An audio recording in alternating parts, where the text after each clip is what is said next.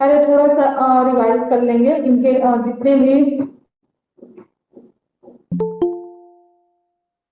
योग का पूरा हम लोगों ने अर्थ और महत्व को देखा था। नहीं, महत्व अभी नहीं देखे थे, सॉरी, डेफिनेशन को पूरा देखा था, है ना।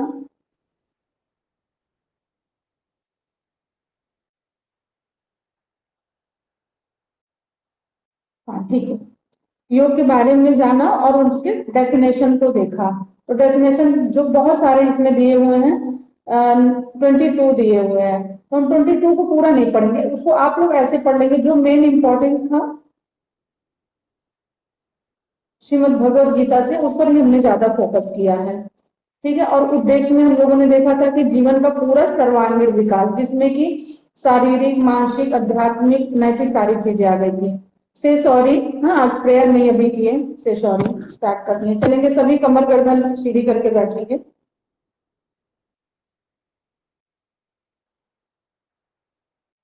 दोनों हाथ को नमस्कार मुद्रा में, आंखें कोमलता के साथ में बंद, गुरु चरणों को ध्यान में रखते हुए, माता पिता के चरणों को ध्यान में रखते हुए, परम पिता परमेश्वर को याद करते हुए 3 बार उनका उच्चारण करेंगे।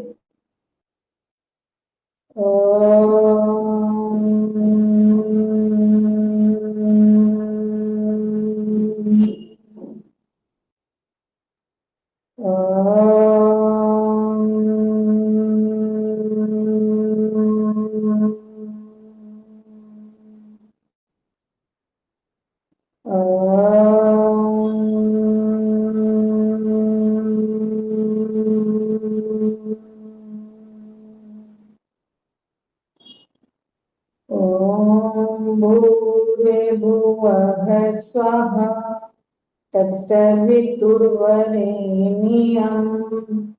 भर्गो देवस्य धीमहि धियो यो नः प्रचोदयात्। दोनों हाथों को रम करेंगे, कोमलता के साथ और फेस पर लगाएंगे, धीरे से आंखें खोलेंगे और इस संकल्प के साथ में हम अपने पाठ का शुरुआत करेंगे कि आजीवन योग अपनाएंगे। हाँ, और योग करेंगे और दूसरों को भी करना सिखाएंगे। ठीक है, कोई भी हमें कहीं मिल जाए जिसको लगे कि हाँ योग की नीड है, तो उसको हम ऐसे ही बताएंगे। ऐसा नहीं है कि चलिए ठीक है आप जो है फीस दे के पढ़ रहे हैं तो नहीं, वो फीस देगा तभी हम बताएंगे। उससे क्या होता है कि हमारी शिक्षा ज्ञान बहुत अच्छा शो नहीं होता है। कि जहाँ जिसको जैसे नीड हो वैसा करना चाहिए, उसके नीड के अकॉर्डिंग। अगर जरूरत है किसी को, कोई नहीं देने में सक्षम है, तो आप फ्री ऑफ कॉस्ट सेवा दीजिए। कोई देने में सक्षम है तो वहीं आप डिमांड रखिए अपनी फीस की। ठीक है, तो कुछ इस तरीके की भावना अगर हम रखेंगे तो देखेंगे हम अपने जीवन में बहुत अच्छे अच्छे काम करेंगे। तो सर्वांगीण विकास का हमने देख लिया था। नेक्स्ट देखेंगे कलेशों की निवृत्ति। ठीक है, योग करने से हमारे जितने भी कलेश है ना, यानी द्वंद्व जो चलते हैं, कलेश होते रहते, ये सब चीजें भी समाप्त हो जाते हैं धीरे धीरे। फिर हमारा ध्यान उन पे जाता ही नहीं है, हम योग को इतना अच्छे से जीने लगते हैं कि हमेशा हमें वही सारी चीजें दिखाई देती हैं। इवन अगर किसी से कलेश हो भी जाता है तो वो पूर्ण रूप से थोड़े ही टाइम में देखेंगे और वो खत्म हो जाता है। नेक्स्ट है दिव्यता की प्राप्ति। जब आपका मन आत्मा शुद्ध होता है योग करने से, तो योग में तो केवल एक चीज तो है नहीं कि आपने आसन कर लिया, आसन के साथ प्राणायाम भी किया, त्राटक किया, कुंजन क्रिया किया, जो हमारे इंटरनल पार्ट को मतलब शुद्ध करते हैं। और बहुत सारी चीजें हैं जो इंटरनल भी पार्ट की सफाई होती है। ठीक है, आसन के साथ साथ करने में। तो इन सब चीजों की वजह से क्या होता है कि हमें दिव्यता की प्राप्ति होती है। जब ध्यान मेडिटेशन हम करते हैं तो सिर्फ अपने आप को परमात्मा से कनेक्ट करते हैं, किसी एक चीज पर ध्यान लगाते हैं, तो वहां देखेंगे कि सारे द्वंद्व हटते हैं और दिव्य चीजें हमें दिखाई देना शुरू हो जाती हैं। व्यक्तित्व का निर्माण, सबसे इंपॉर्टेंट व्यक्तित्व का निर्माण होता है। ठीक है, पहले तो आप जो हैं जैसे हैं वो मतलब उसमें भी चेंजेस आते हैं। आप कहीं भी देखेंगे 10 लोगों के बीच में खड़े होंगे तो आपकी अलग ही पर्सनालिटी दिखाई देगी, वहां लोग बोलेंगे कि हाँ ये वाकई में व्यक्ति योगी है। क्यों? क्योंकि हमारे भाव ऐसे बन जाते हैं, जब योग हम करते हैं, पढ़ते हैं, जानते हैं, समझते हैं, तो हमारे भाव वैसे ही बन जाते हैं। हाँ, भाव क्या चीज होता है? अभी एक योगी को खड़ा कर दिया जाए और एक ऐसे पर्सन को खड़ा कर दिया जाए जो सिर्फ वो झगड़े ही करने जानता हो, मतलब द्वंद्व ही करना जानता हो, तो देखेंगे कितना उसमें और हमारे में कितना डिफरेंस आ जाएगा, है ना। हम उसको करने देंगे कि तुम करो, जो तुम्हें करना है करो, हमें तुम्हारे रास्ते पे नहीं जाना है। तो ऐसा होता है बिल्कुल, जो है व्यक्तित्व का हमारे अलग ही निर्माण होता है। दुख या तापत्रय की निवृत्ति होती है, जो भी हमारे जीवन में दुख परेशानियां आती हैं उनकी निवृत्ति होती है। तापत्रय से मतलब होता है 3 प्रकार के हमारे दुख होते हैं, आध्यात्मिक दुख, आदि भौतिक दुख और आदि दैविक दुख। आध्यात्मिक दुख वो होता है जो ईश्वर द्वारा हमें मिलता है, ठीक है। आदि भौतिक दुख सांसारिक तरह से हमें जो मिलता है, जो हमारे फैमिली में, हमारे नेबर में, हमारे और ऐसे जो है मिलते हैं, वो हमारे आदि भौतिक दुख होते हैं।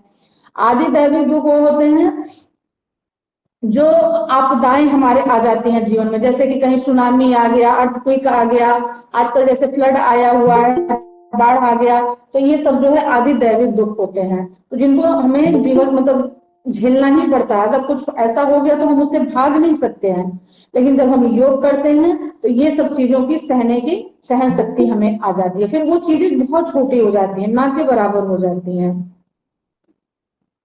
तात्पर्य का यही मतलब होता है, भाव व्यवहार और चरित्र की शुद्धि होती है। आपका भाव जो होता है ना, देखेंगे दूसरों के प्रति बहुत सुंदर हो जाएगा। घर में छोटे बच्चे होंगे, बिल्कुल आप बच्चे जैसा बिहेव करने लगेंगे। बड़े अपने से सीनियर होंगे उनके प्रति, और जो रिस्पेक्ट आप करते थे उससे भी अच्छा रिस्पेक्ट मतलब आ जाता है करने के लिए। तो इस तरीके के जो है हमारे निर्माण होते हैं योग करने से, बहुत सारी चीजों की इसमें जो है आप देखेंगे हमें फायदा ही फायदा होता है। योग का फिर देखेंगे महत्व, शारीरिक महत्व, न तस्य रोगे न जरा न मृत्यु प्राप्तस्य योग अग्निमय शरीरम। अर्थात जो न तो रोग को प्राप्त हुआ है, न वृद्धावस्था को, न मृत्यु को, न उसका शरीर योगा अग्नि से बना हुआ है। यानी योग करने से हमें वृद्धावस्था भी नहीं जल्दी आती है। हाँ, सभी को पता है इसकी महत्व ना, वृद्धावस्था भी नहीं दिखाई देगी। फॉर एग्जाम्पल, हालांकि इस प्लेटफॉर्म पर बोलना नहीं चाहिए, बट मैं आप लोगों को समझाने के लिए बोल रही हूँ, कोई इसको अदरवाइज नहीं लेगा। जो मैम स्वाति मैम है, आपको फिजिकल कराते हैं, अभी आप लोग तो परिचित हो गए होंगे, मॉर्निंग की क्लास जो मैम लेती हैं, उनकी बॉडी देखे हैं आप लोग, बिल्कुल बच्चे की तरह है उनकी बॉडी। हाँ, और उनके बच्चे बड़े बड़े हैं, ऐसा नहीं है कि उनके बच्चे छोटे हैं, काफी बड़े हैं। हाँ, तो उनकी बॉडी देखिए, योग करने मतलब मैं एग्जाम्पल के लिए बता रही हूँ कि ये फायदे होते हैं, बुढ़ापा पता ही नहीं चलता। और ऐसे अदर लोगों को आप देखेंगे कि 40 के बाद से उनको लगेगा पूरी झुर्रियां आ गई, आंखें कहाँ चली गई, कमर कमरा हो चुका है ना। तो ये सब चीजें होती हैं, तो और ये बिल्कुल फैक्ट है। तो योग करने से देखिए हमारी पर्सनालिटी में कितना जो है अंतर आता है, ये सारे फायदे होते हैं। वृद्धावस्था नहीं आती, मृत्यु भी जल्दी नहीं आती, मतलब जहां पहले के लोग कहते थे कि 100 साल जीने की प्रथा है, ठीक है। उसमें उपनिषदों में भी कहा गया है कि व्यक्ति का जीवन जो है 100 साल तक का बना हुआ है, पर आजकल क्या है, 60+ अगर जो व्यक्ति जिंदा है तो ये समझिए उसका बोनस पॉइंट में वो जी रहा है, क्योंकि उसकी लाइफ स्टाइल इतनी खराब हो चुकी है कि वो अपने बॉडी के प्रति कोई अवेयरनेस ही नहीं है उनको, बस सुख सुविधाएं बाहर की चीजें सारी, तो उसी में व्यक्ति परेशान है, ठीक है। तो इसमें जो है मृत्यु वही कि मतलब 100 साल के बाद ही आएगी। अभी कुछ ही टाइम पहले की बात है, ज्यादा टाइम नहीं हो रहा है, आपने देखा होगा कि 128 साल के बाद एक योगी मतलब शरीर को छोड़े हैं, आप लोग न्यूज में देखे होंगे। उनको अवार्ड से भी सम्मानित किया गया था, रत्न कौन सा रत्न था, राष्ट्रपति जी ने उनको जो है अवार्ड से उनको सम्मानित किया था। तो वो अभी जो है अब जाकर के वो खत्म हुए 120। ये योग की ही मतलब देन, और वो योगी थे, वो नमक नहीं खाते थे, चीनी नहीं खाते थे, मैदा नहीं खाते थे, रिफाइंड नहीं खाते थे, बिल्कुल नहीं खाते थे। प्रताप जी अपना माइक म्यूट कीजिए प्लीज, आवाज फ्लैश हो रही है। सभी लोगों माइक म्यूट है, तभी मेरी आवाज आएगी आप तक।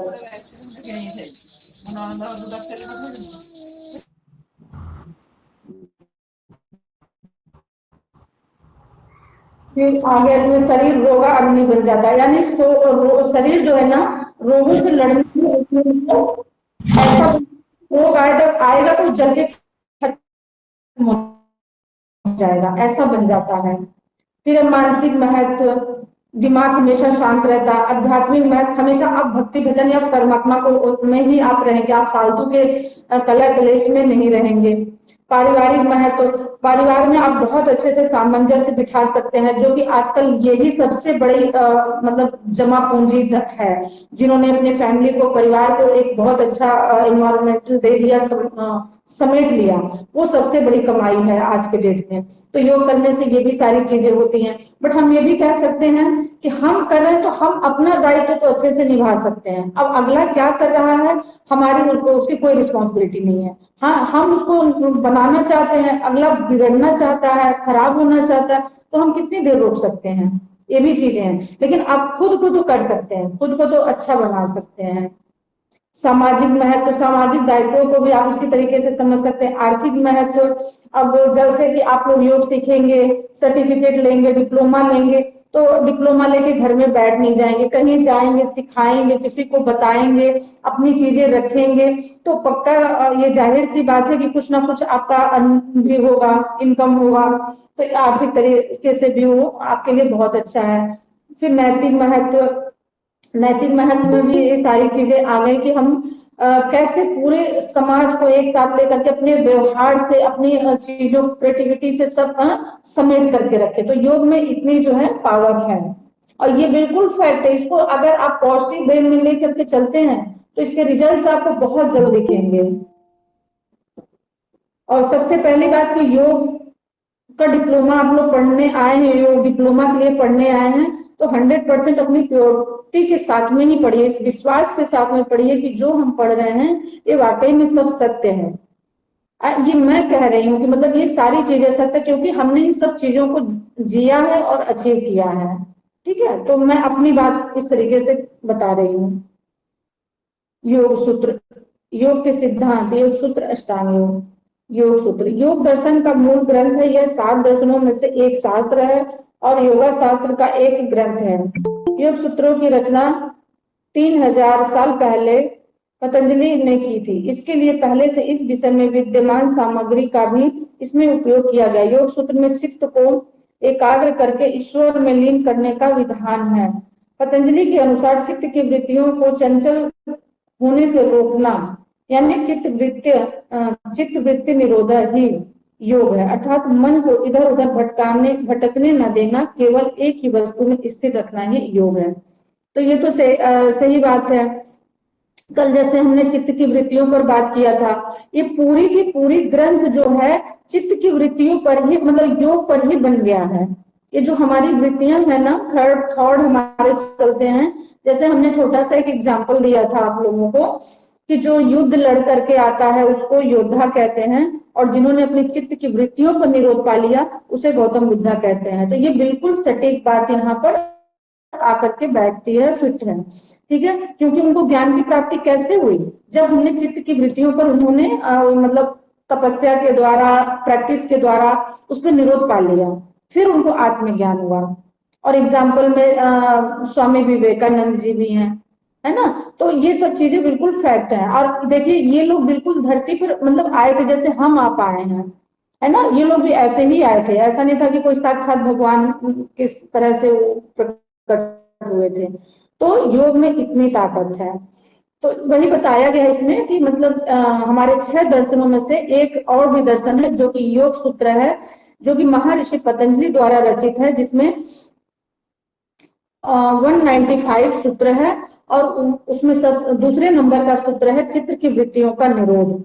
इसी पर पूरा योग टिका हुआ है कि व्यक्ति को अपने वृत्तियों को कैसे रोकना चाहिए। तो योग के बहुत सारे साधन, ऐसे तो योग बहुत डीप में है, बहुत डीप में, जितना आप जाएंगे उतना आपको लगेगा अभी कुछ रह गया, अभी कुछ रह गया, अभी हमको थोड़ा और ये चीजें जाननी है।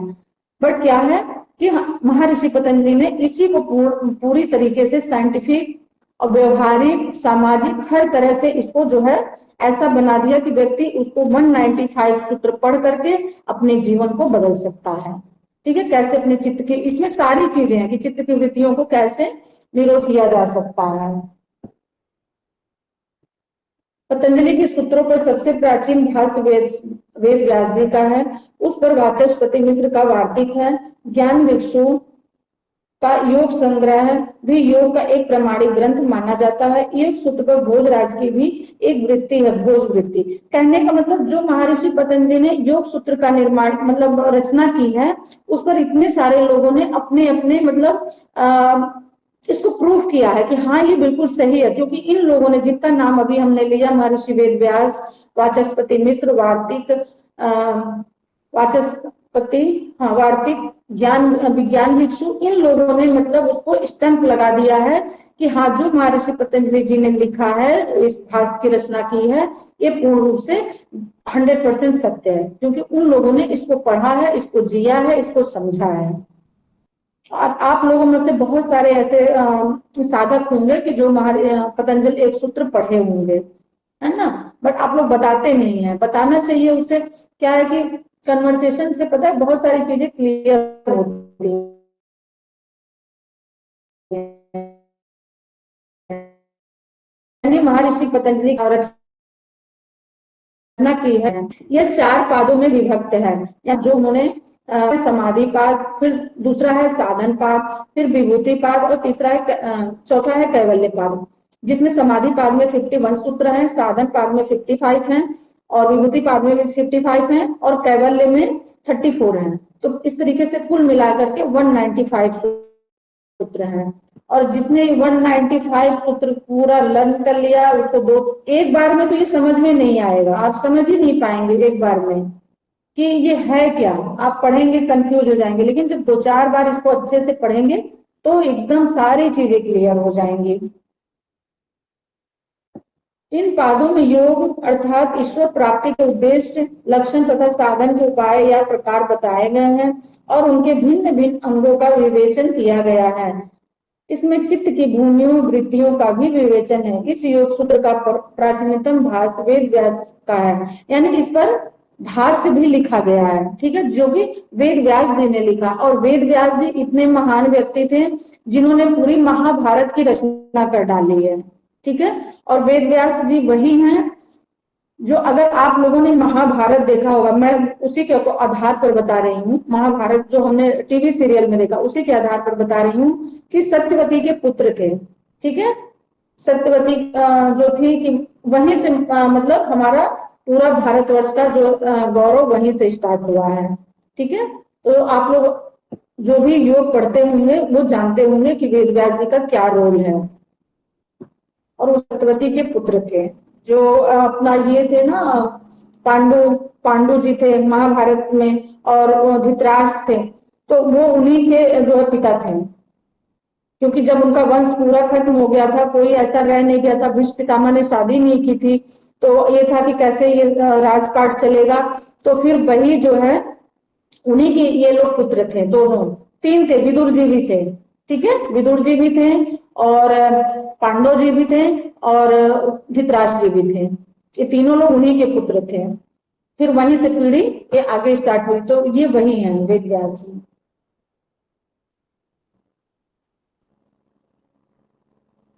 यह धार्मिक ग्रंथ माना जाता है, लेकिन इसका धर्म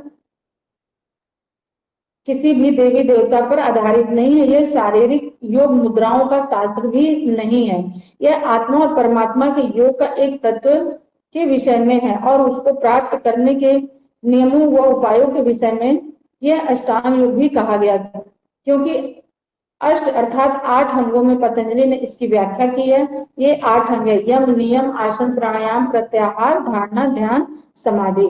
ठीक है, ये कुछ ऐसा नहीं है, ये कोई धार्मिक ग्रंथ नहीं है कि हम इसको मतलब पढ़ लें ऐसा कुछ हो जाए। इसमें रियल में जो है एक खुद से हम कैसे कनेक्ट हो सकते हैं। ठीक है, आत्मा जो हमारी है, ठीक है, परमात्मा को किसी ने देखा है क्या? कोई नहीं देखा है। ठीक है, जिनके अंदर शुद्ध आत्मा है, जो मतलब लोगों की भलाई करते हैं, जो सभी के लिए एक समान होते हैं, वही परमात्मा है। तो हम अपने आत्मा को इतना शुद्ध कर लें कि वही परमात्मा बन जाए। तो इसमें वही चीजों को मिलाया गया है, बताया गया है। जब जब आप पढ़ेंगे तो आत्मा से परमात्मा का मिलन, यानी जो हमारी आत्मा है वो परमात्मा से कैसे मिल सकती है। ठीक है, तो उसी के बारे में सारा चीजें बताई गई हैं, जो कि अष्टांग योग का वर्णन उसमें किया गया। अष्टांग योग में यही है, 8 चीजें हमारी हैं, यम, नियम, आसन, प्राणायाम, प्रत्याहार, धारणा, ध्यान, समाधि। इन्हीं अष्टांग योगों के माध्यम से हम अपने परमात्मा से मिल सकते हैं। ठीक है, जिसका सबसे पहला जो है यम। तो यम जो होता है सामाजिक होता है। जब हम समाज के प्रति सारी चीजें, अच्छे भावना, अच्छे व्यवहार, अच्छे गुण आचरण सब करते हैं, तो समाज हमें एक्सेप्ट करता है। ठीक है, और वो हमारे साथ हर चीज में इन्वॉल्व होता है। तो सबसे पहला वही है यम, फिर नियम, फिर आसन, फिर इसी तरीके से सारी चीजें हैं 8 हमारे। शुरू वाले भी जो स्टार्टिंग के जो है यम, नियम, आसन। ठीक है, यम नियम, इसके बिना आप आसन कर ही नहीं सकते हैं। जब तक आपके अंदर यम की भावना नहीं आएगी, नियम की भावना नहीं आएगी, और तब तक आप आसन नहीं कर सकते। आसन जब तभी उसके बाद ही आप आसन कर सकते हैं। जब आसन आपका सिद्ध हो जाएगा तो प्राणायाम होना शुरू हो जाएगा। हमेशा देखा होगा ना हम आप लोगों ने कि आसन के बाद ही प्राणायाम कराया जाता है। ऐसा नहीं कि पहले प्राणायाम करा दिया जाए फिर आसन कराया जाए, ऐसा उल्टा नहीं होता है ना। तो उसके बाद ही प्राणायाम कराया जाता है। फिर प्रत्याहार, फिर प्रत्याहार में हम चीजों को जो है, बाहरी चीजों को त्याग करते हैं। इस तरीके से बहुत अच्छा कॉम्बिनेशन है। तो वहीं से अष्टांग योग लिया गया है, और इसी को जो है हम पूरे योग में पढ़ते हैं। अनेक परवर्ती धार्मिक व्यक्ति ने इन पर टीका की है और इस शास्त्र के विकास में योगदान किया। विशेष रूप से जैन धर्म के हेमचंद्राचार्य ने अपभ्रंश से निकलती हुई हिंदी में इनको वर्णित करते हुए बड़े संप्रदाय की स्थापना की। उनके संप्रदाय के अनेक मूल तत्व पतंजलि योग सूत्र के लिए किए गए हैं। स्वामी रामदेव, महेश योगी आदि अनेक धार्मिक गुरुओं ने योग सूत्र के एक या अनेक अंगों को अपनी शिक्षा का प्रमुख अंग बनाया है। ठीक है, तो ये जितने भी देख रहे हैं ना, ये जो अपना अष्टांग योग है, यानी योग सूत्र, अष्टांग योग उसके अंदर आता है, योग सूत्र के अंदर आता है। तो जितने अभी हमने ऋषि मुनियों का नाम लिया है, जैसे ये सभी योगी ही हैं।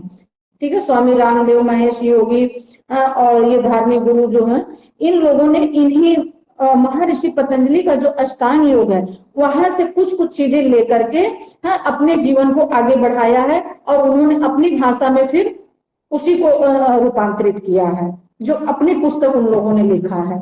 ठीक है, अपने से कुछ नहीं लिखा, वहीं से लिया। अष्टांग योग से भी जो कुछ उठाया है, उनको जो चीजें अच्छी लगी हैं उसका वो अलग से वर्णन किया हुआ है।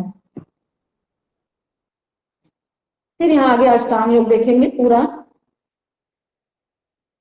राजयोग को अष्टांग योग भी कहा जाता है। पातंजल योग सूत्र में राजयोग के 8 अंग हैं, जो कि इस प्रकार है। वही है यम, नियम, आसन, प्राणायाम, प्रत्याहार, धारणा, ध्यान, समाधि, जो कि अभी आपको हमने बताया। फिर उसकी हिंदी भी यहाँ लिखी है, वहां ये पूरा जो है संस्कृत में, फिर हिंदी है। यम, नियम, आसन, प्राणायाम, प्रत्याहार, धारणा, ध्यान, समाधि राजयोग के 8 अंग है। मतलब ये जैसे कहते हैं ना कि राजयोग, राजयोग क्या होता है? जब हम समाधि में जाते हैं, यानी यम, नियम, आसन, प्राणायाम, प्रत्याहार, धारणा, ध्यान, ये सारी क्रियाओं को जब हम पूरी कर लेते हैं, 7 क्रियाएं आ गई, इन 7 वेव से जब हम गुजर जाते हैं तो 8वां हमारा क्या आता है? समाधि।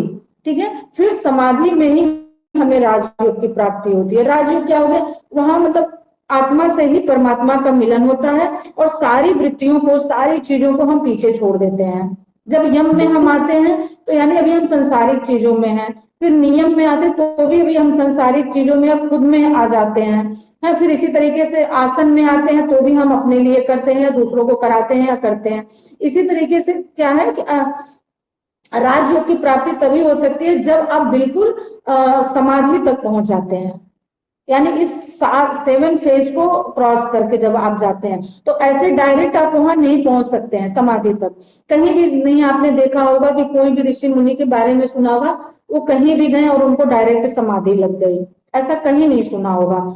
तो समाधि के लिए हमें इन 7 चीजों को क्रॉस करना पड़ता है, फिर वही हमारा राजयोग होता है जहां हमें आत्मा से परमात्मा की मिलन होता है। और फिर ये होता है कि अब हमें संसार से कोई लेना देना नहीं है, कुछ ऐसा नहीं, ना उनको दुख सताता, ना तकलीफें, ना द्वंद, ना परेशानियां, ना उनके घर में क्या है क्या नहीं, और पीछे उनके बीवी बच्चे रो रहे हैं जग रहे हैं, अगर उनसे कोई फिर मतलब नहीं, वो फिर एक अलग ही दुनिया हो जाती है, ठीक है। और वो स्वामी विवेकानंद जी हैं एग्जाम्पल, और अपना गौतम बुद्ध जी हैं, और भी बहुत सारे लोग हैं, लेकिन ये मतलब नाम हम लेंगे तो आप जल्दी आप समझ जाएंगे, ठीक है। ये नाम जो फेमस हैं इसलिए इनका नाम हम ले रहे हैं। तो इन लोगों ने ऐसे ही काम किया, यानी राजयोग को प्राप्त किया है।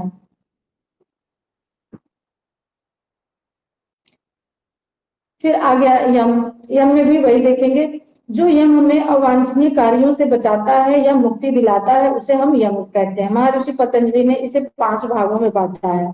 अब यहाँ पे देखेंगे यम के भी 5 भाग हैं, ठीक है। अहिंसा, सत्य, अस्तेय, ब्रह्मचर्य, अपरिग्रह, अपरिग्रह, ठीक है। अहिंसा है, सत्य है, अस्तेय है, ब्रह्मचर्य है और फिर अपरिग्रह है।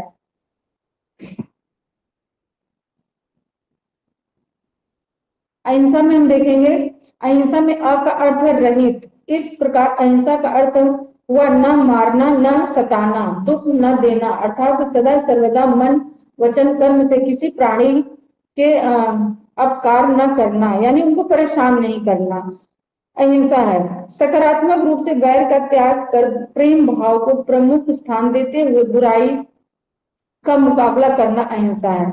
अच्छा, कोई बता सकता है कि अहिंसा के पुजारी कौन थे? किसको सबसे पहले अहिंसा का पुजारी माना गया? कोई बता सकता है इसमें से? बहुत फेमस नाम है। गांधी जी। गांधी जी, ठीक है। देखिए ऐसे स्टूडेंट्स ऑफ माइंड काम करने चाहिए। मधु जी बहुत अच्छा बताया। गांधी जी अहिंसा के पुजारी थे। उन्होंने अहिंसा के बल पर पूरे मतलब देश को आजाद कराया, है ना। सभी को पता है कि देश को आजाद कराया, अहिंसा की इतनी बड़ी ताकत होती है। उन्होंने बोला हम हिंसा करेंगे ही नहीं, तुम करो चाहे जितना अन्याय करो, कुछ भी करो, पूरे मार दो, गोली चला दो, कुछ भी कर दो, हम अहिंसा नहीं करेंगे। मतलब जब अगले ने अहिंसा नहीं की, एक अहिंसा कर रहा और दूसरे ने अहिंसा नहीं किया, तो सोचिए कि अहिंसा में कितनी बड़ी ताकत थी कि वो हिंसा हार गई और वो लोग छोड़ के चले गए, अंग्रेज लोग छोड़ करके चले गए हिंदुस्तान को। तो ये है अहिंसा की ताकत। अहिंसा की एक और भी बहुत अच्छी ताकत है, जिसमें आप देखेंगे कि अगर किसी भी पशु पक्षी इवन पूरे ब्रह्मांड के किसी भी प्राणी को आप तकलीफ नहीं देते हैं किसी भी रीजन से, आप ये सोचते नहीं जैसे मैं हूं वैसे सामने वाला भी है, ऐसा मतलब अपना भाव हमेशा रखते हैं, चाहे अगला कितना भी आपको परेशान कर रहा हो, तो आपके अंदर इतनी ऊर्जा ऐसी आ जाएगी कि आपके आसपास चाहे वो शेर हो, जानवर हो, कोई भी हो, वो आपको टच नहीं करेगा। ये मतलब है परमात्मा का। इसके बहुत बड़े एग्जाम्पल हैं, स्वामी राम हैं, ठीक है। तो ऐसे वो पूरे जीवन जो है मौन रहे और उनके मतलब आश्रम में सारे मतलब जानवर वहां मिलते थे, चाहे वो हाथी हो, घोड़े हो, शेर हो, कोई भी हो, और वो अहिंसा नहीं मतलब हिंसा नहीं करते थे, आराम से बैठे रहते थे। तो ये ताकत होती है। अब हम सत्य पर आएंगे क्योंकि इसमें बहुत ज्यादा डीप में दिया है, तो हमें नहीं लगता इतना आपको पढ़ाने की जरूरत है, बस एग्जाम्पल से हम पढ़ा दे रहे हैं तो उसको आप समझ जाएंगे। सारी वही है, बस तोड़ तोड़ करके बहुत सारा चीजें बता दिया गया। देखिए लास्ट में देख दिया गया महात्मा गांधी का कथन है, अहिंसा से हम जगत को मित्र बनाना सीखते हैं। तो बस इतना आप समझ जाइए, इतना ही आपके लिए काफी है। नेक्स्ट है सत्य। जैसा देखा जाए और अनुमान करके बुद्धि से निर्णय लिया गया है और सुना हो उसे वैसे ही व्यक्त कर देना चाहिए। सत्य मन, वचन और कर्म में एक रूपता अर्थात अनुकूलता वाणी और मन का व्यवहार होता है। कहते हैं ना सत्य, सत्य वही होता है, मतलब जो हमने जैसा देखा जैसा सुना हमें वही अगले से व्यक्त करना चाहिए।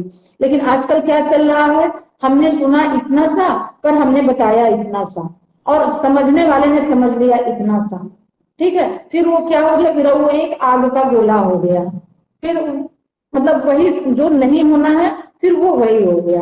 तो ऐसा नहीं हमें करना है। सत्य का मतलब यही है कि जितना हमने देखा सुना समझा वही हमने सामने वाले को व्यक्त किया।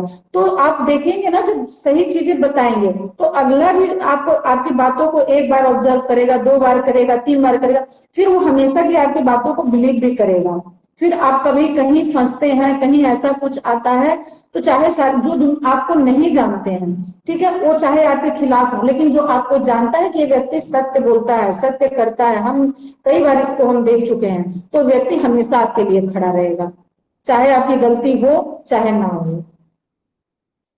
ठीक है, ये ताकत होती है सत्य की। तो हमेशा कोशिश करिए सत्य बोलने की, डरिए मत। थोड़े टाइम बुरा लगेगा, ठीक है, कि हम शायद हमारे साथ गलत हो रहा है, लेकिन ये सत्यता आपको बहुत बड़ी जीत दिला सकती है। नेक्स्ट देखेंगे अस्तेय। चोरी न करना, शरीर मन और वाणी द्वारा दूसरों के द्रव्य की इच्छा न करना अस्तेय कहलाता है। इट मीन्स जैसे एक घर में 2-3 होते हैं ब्रदर, एक साथ में एक फैमिली में होते हैं, एक मम्मी पेरेंट्स के, ठीक है, तो देखे होंगे कि उनके पास मतलब जो प्रॉपर्टी होती है, तो प्रॉपर्टी में होता है ना कि चलो पेरेंट्स को उनके अलग अलग पार्ट्स करके उनको डिवाइड करके दे देते हैं कि आपका ये है, आपका ये है, आपका ये। मैं ये एग्जाम्पल के तौर पर आप लोगों को बता रही हूँ, समझा रही हूँ, ऐसे समझेंगे अस्तेय को। फिर देखेंगे कोई भाई ये बोलेगा उसका ज्यादा है, उसको ज्यादा तो नहीं दे दिया, उसको ज्यादा, मैं ऐसा करूं, कोई ऐसा अपना तिगड़म लगाऊं, कोई ऐसा अपना सेंस लगाऊं कि उसमें से मुझे मिल जाए, तो ये हो गया अस्तेय, जो कि वो सही नहीं है, ठीक है, वो गलत है, इसको हम अस्तेय बोलते हैं। किसी की भी चीजें हो, कहीं भी आप जा रहे हो, कहीं भी आ रहे हो, देख रहे हैं कि हाँ ये सामान एक्स्ट्रा पड़ा है, ठीक है, कहीं पार्टी में ही चले गए, ठीक है, तो वहां अगर देखते हैं कि अब हम अपने ऑफिस से ही बताएंगे, ठीक है, ये हमारा ऑफिस है एक तरह से, और यहाँ पर बहुत सारी चीजें रखी हैं, एक चीजें नहीं रखी, बहुत सारी चीजें रखी हैं, फाइल भी है, लैपटॉप भी है, मोबाइल भी है, पर्स भी है, और भी ऐसे बहुत सारी चीजें हैं। हम यहाँ छोड़ करके चले गए कि हम क्यों ले जाए, कल फिर हमको ऑफिस में आना ही है, तो इसको हम क्यों घर लेकर के जाए, ऐसा मैं सोच रही हूँ, मेरा कहीं नहीं जाएगा।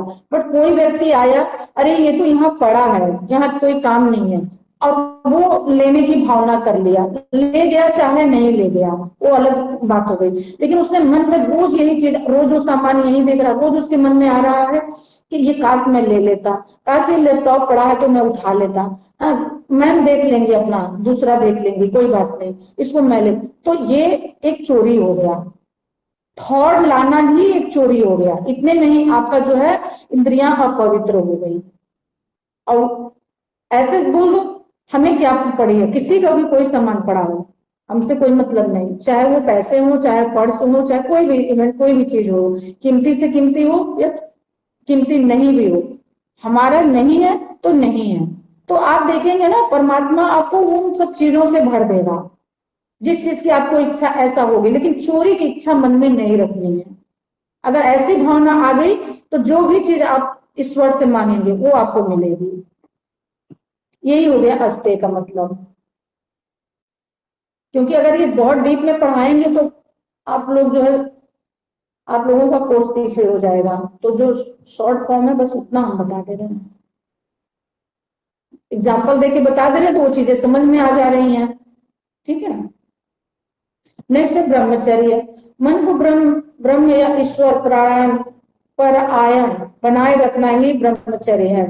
चरक संहिता में कहा गया है कि ब्रह्मचर्य की साधना से रोगों से मुक्ति मिलती है। पातंजलि और सुप्रीम महर्षि पतंजलि ने कहा है ब्रह्मचर्य प्रतिष्ठाय वीर्य लाभ, ठीक है।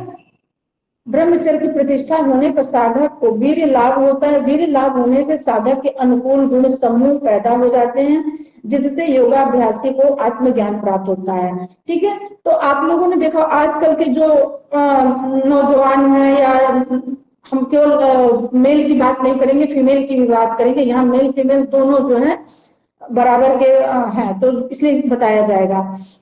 9th क्लास से लेके 4th क्लास का जो फेज होता है, एज होता है, ठीक है, उसमें बच्चों के हार्मोन्स बहुत जल्दी तेजी से बढ़ते हैं, और उसी समय देखेंगे बच्चों को कि वो गलत रास्ते पे निकल जाते हैं। ये जो 9th सभी के लिए, जो जितने भी लोग प्लेटफॉर्म पर हैं, ये केवल एक पढ़ाई के हिसाब से नहीं देखेंगे, एक ये सलाह के भी हिसाब से देखेंगे कि मैम एक बहुत अच्छी बात बता रही हैं कि जो 9th क्लास से लेके 12th तक के क्लास होते हैं, ये जो 4 इयर्स होते हैं, ये बच्चों के लिए, चाहे वो मेल हो फीमेल हो, दोनों के लिए बहुत खतरनाक होते हैं।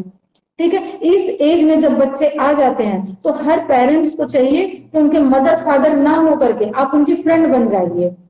जब अगर आप अपने बच्चों के फ्रेंड बन जाते हैं और वही बच्चों से सारी बातें आप उनकी सुनते हैं, बेटा आज स्कूल में क्या हुआ, तुम्हारे फ्रेंड सर्कल कैसा है, जब आप अपनी बातें खुद खोल करके अपने बच्चों के सामने रखेंगे तो यकीन मानिए कि आपका बच्चा कभी गलत रास्ते पे नहीं जाएगा। और उसकी जितनी भी बातें, चाहे वो जिस तरीके की बात कर रहा हो, क्योंकि यही है, इस समय हार्मोन जब चेंज होता है तो बच्चा चाहे मेल हो वो फीमेल की तरफ आकर्षित होता है, और फीमेल है वो मेल की तरफ आकर्षित होती है, और यहाँ से उनके माइंड जो है डिस्ट्रैक्ट होना शुरू हो जाते हैं। फिर वो अपना चुनाव नहीं कर पाते, उनका फ्यूचर, वो स्कूल कॉलेज सब जाते हैं, सारी चीजें सही है, लेकिन इसी एज से बच्चे जो है अपना एक पार्टनर बनाना शुरू कर देते हैं, जो कि किसी भी पेरेंट्स को अच्छा नहीं लगता, चाहे वो लड़की हो और मेल की हो, चाहे फीमेल की हो, किसी के भी पेरेंट्स को अच्छा नहीं लगता। लेकिन इस चीज को सुधारा जा सकता है, कोई बड़ी बात नहीं है, बहुत छोटी बात है। अपने बच्चों के साथ में फ्रेंडली रहिए, बिल्कुल स्ट्रिक्टली नहीं। पेरेंट भूल जाइए कि आप पेरेंट्स हैं, ये सोचिए कि मैं इनका दोस्त हूँ, मैं इनकी फ्रेंड हूँ। मदर का भी ये फर्ज बनता और फादर का भी फर्ज बनता। इतना बच्चों के सामने आप बिल्कुल सीधे हो जाइए कि आपका बच्चा आपसे कुछ भी कहने से कभी डरे नहीं। ठीक है, वो अगर आपने आंखें दिखा दिया, बच्चा कुछ कहना चाहता है, समझाना चाहता है, बताना चाहता है, आपने उस चीज को बता दिया जो बच्चों के लिए आपको लगता नहीं शर्म की बात है, शर्म की कोई बात, आज आप छुपा लेंगे, कल बच्चा बाहर जाके वो करेगा, फिर क्या करोगे आप?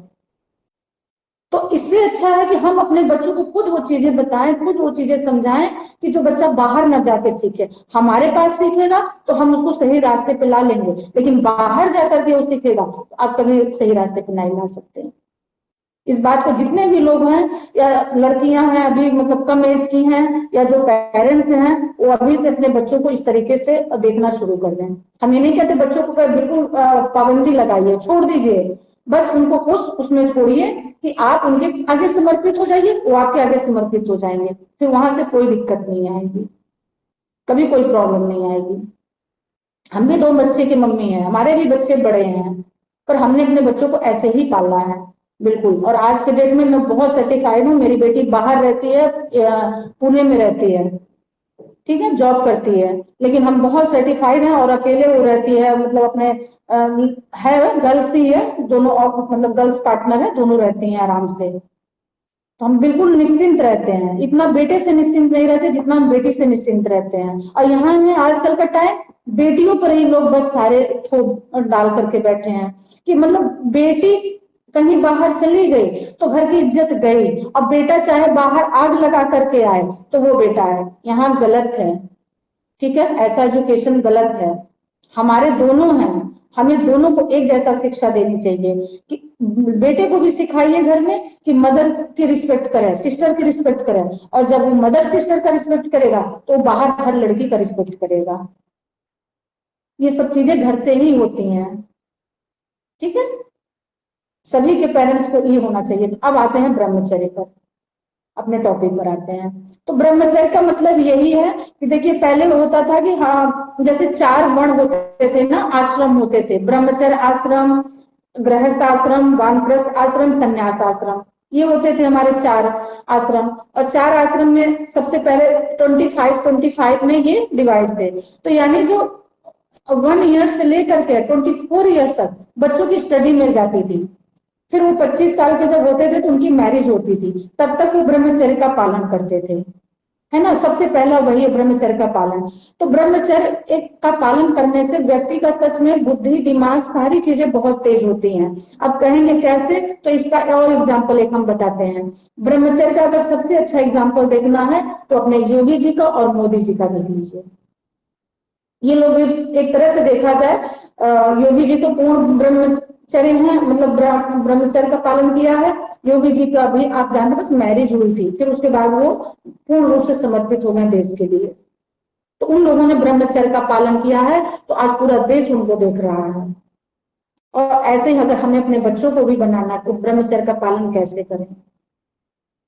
बाकी बिगड़ने के लिए तो जिनको बिगड़ना है उसको कोई नहीं रोक सकता है, लेकिन हम चाहें तो बहुत हद तक इस पर कंट्रोल कर सकते हैं, बच्चों को अपना फ्रेंड सर्कल बना करके। ब्रह्मचर्य हो गया। नेक्स्ट देखेंगे अपरिग्रह। मेरी बातें सभी को समझ में आ रही हैं? यस ठीक है। मैम। लिखा हुआ हम उसको ऐसे आप लोगों को समझा रहे हैं, है वही चीजें सेम। ठीक है, तो जितना सरल तरीके से हो रहा है हम वैसे आपको समझाने की पूरी प्रयास कर रहे हैं। वैसे हम आपको टाइम देंगे 5 मिनट का क्वेश्चन करने के लिए। नेक्स्ट देखेंगे अपरिग्रह। संचय वृत्ति का त्याग ही अपरिग्रह है। महर्षि पतंजलि ने कहा अपरिग्रह स्थिर जन्म कथा अंतर संबोध, यानी अपरिग्रह से स्थिर होने पर जन्म वृत्तांत का ज्ञान होता है। पूर्व जन्म में क्या हम क्या थे, कैसे थे, इस जन्म की स्थिति परिस्थिति से कैसे हुई एवं हमारा भावी जन्म कब, कहाँ और कैसे होगा, ऐसे ज्ञान का उदय ही अपरिग्रह के साधन द्वारा होता है। ठीक है, तो अपरिग्रह मतलब हो गया कि ऐसे हम जरूरत से ज्यादा धन संचय ना करें। ठीक है, हमारे जीवन में अगर मान लीजिए हमें 10,000 की नीड है एक 1 मंथ में, कि ऐसा मान के चलिए 10,000 हमारे फैमिली के लिए सफिशिएंट है। एक महीने में हम 10,000 में अपना फैमिली का पूरा भरण पोषण कर लेंगे। तो ये ना सोचिए कि ये 50 लाख बन जाए। ठीक है, ऐसा अगर सोचते हैं तो आप रात दिन सोचते ही रहेंगे, 50 लाख तो होने वाला नहीं है। क्यों?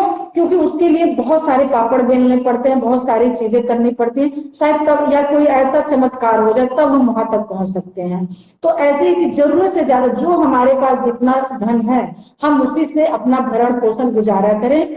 और अगर हम बहुत ज्यादा के लालसा में रहते हैं तो हम अपनी बहुत सारी चीजें खो देते हैं, जो हमें टाइम समय अपने अध्यात्म पे देना चाहिए वो हम अपने जीवोपार्जन में सोचने में लगा देते हैं। और जहाँ की हमें आध्यात्मिक से हमें अपने आत्मज्ञान की प्राप्ति होती है, वो पता चलता है कि हम धन कमाने में पड़ गए और धन भी नहीं कमा पाए और हमारा समय भी व्यर्थ गया।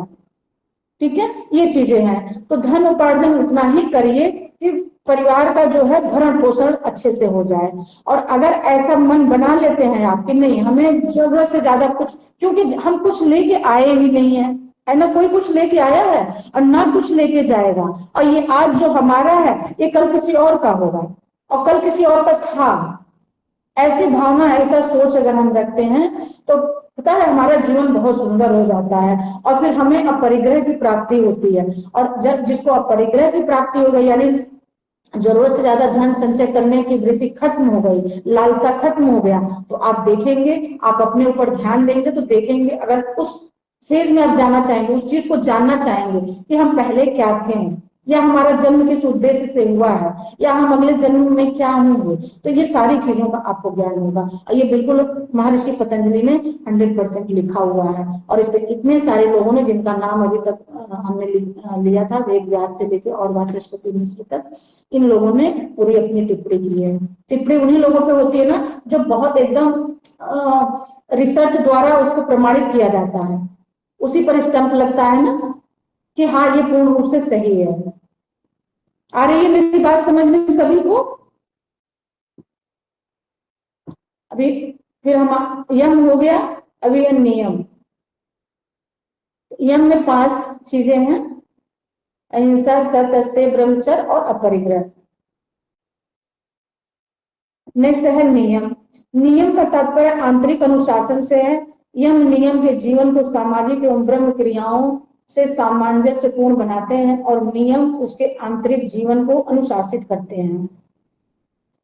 यम हो गया था, देखिए वो सामाजिक चीजें थी, है ना। और नियम खुद के लिए होता है, तो नियम में भी कुछ ऐसी चीजें हैं जो हमें अपने आप को अनुशासित रखना है।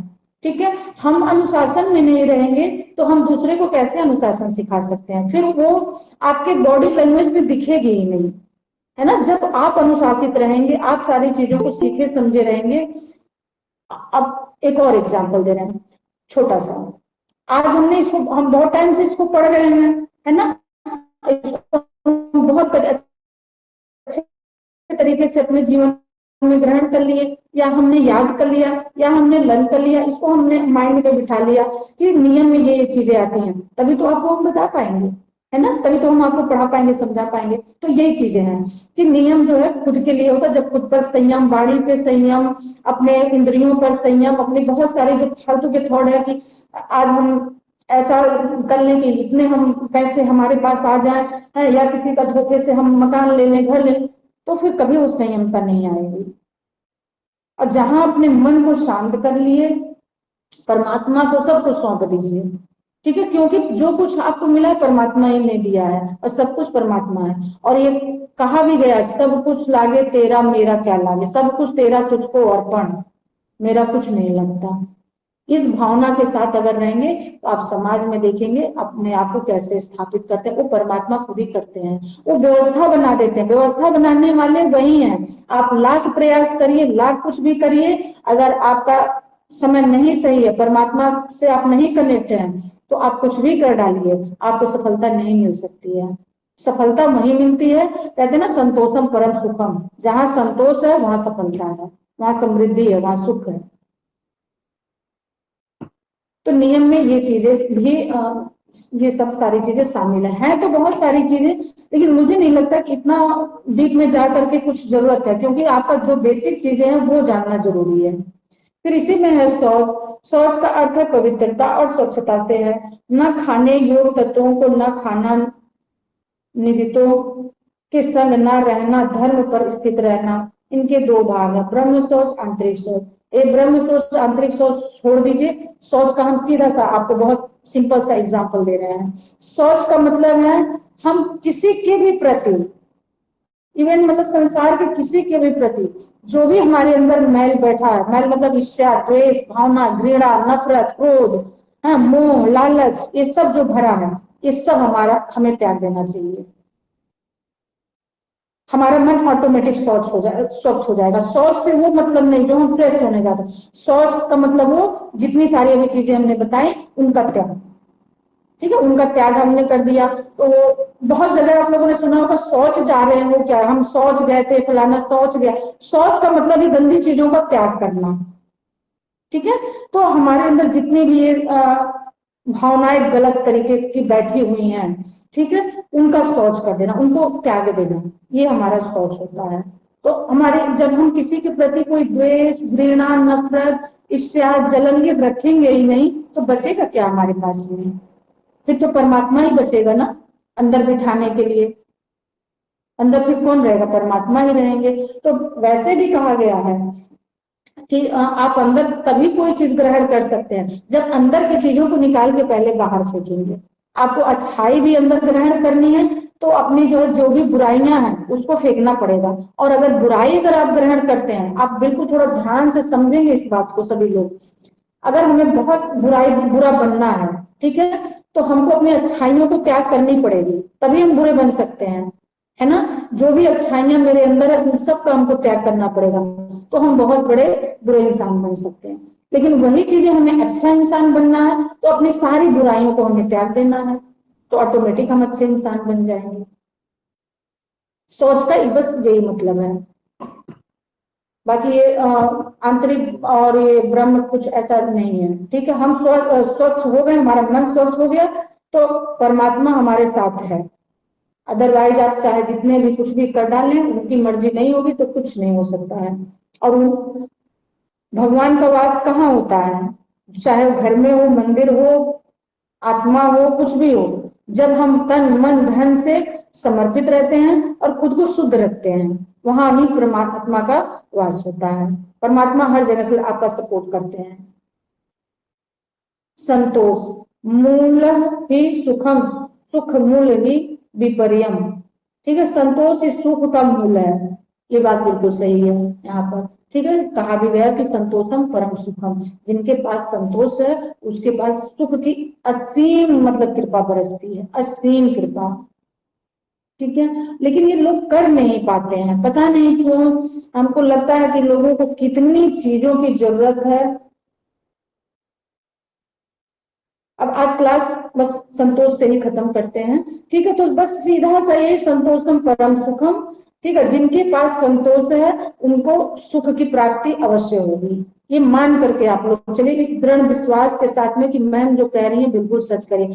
थोड़े टाइम दुख लगेगा, क्योंकि हम जब किसी चीज को ना त्यागते हैं, जैसे हम नींद हो गया, ठीक है, मॉर्निंग का नींद हो गया, अगर हम उसको त्यागेंगे कि हम आज 4 बजे हम उठेंगे, तो थोड़ी सी तकलीफ जरूर होगी। ठीक है, लेकिन यही जब हम आदत बना लेंगे तो वो हमको बहुत आराम देने लगेगा। ऐसा लगेगा कि हाँ हमने जो है कुछ मतलब ऐसा काम किया कि जो जिससे हमारे या तो मन अच्छा हुआ, वही 1 घंटा 4 बजे उठ करके हम आसन ध्यान प्राणायाम कर लिए तो उससे हमें बहुत लाभ होगी, और होता ही है। तो ऐसे हम चीजों को समझ सकते हैं। ठीक है, पैसे से यहाँ तो हम कुछ नहीं आप लोग को समझा सकते हैं, लेकिन वही अपने किसी भी चीजों को त्यागना और उसमें अपने आप को सुख में देखना, तो आप देखेंगे कि सुखी हो जाएंगे। अब हम जो है आप लोगों को टाइम दे रहे हैं,